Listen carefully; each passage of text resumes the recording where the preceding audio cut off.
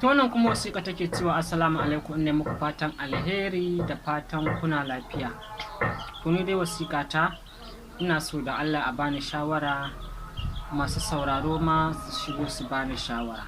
Ta ce ni dai na kasance matar aure ce kuma aƙalla na kai shekara 10 da yin aure. Ina da yara 3 kuma alhamdulillah ina zaune da mijina lafiya. Mijina yana so na kuma yana ƙaunata, yana kyautata min matuƙa kuma yana da matuƙar haƙuri. Ina juya shi yadda nake so, ba kuma addu'a ne masa ba, kawai tsabar so ne da yake yi min.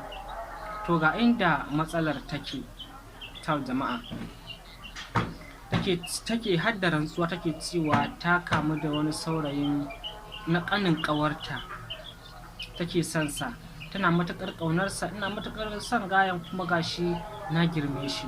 Akwai dalilin da yasa na kamu da son sa.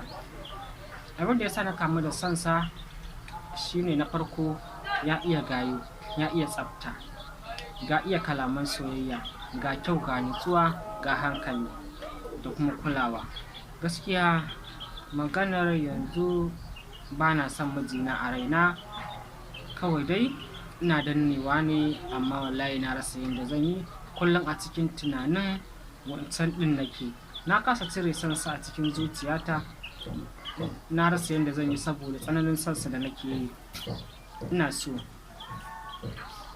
Ina son namiji ɗan gayu wanda ya iya soyayya da kulawa, tattali da tsafta.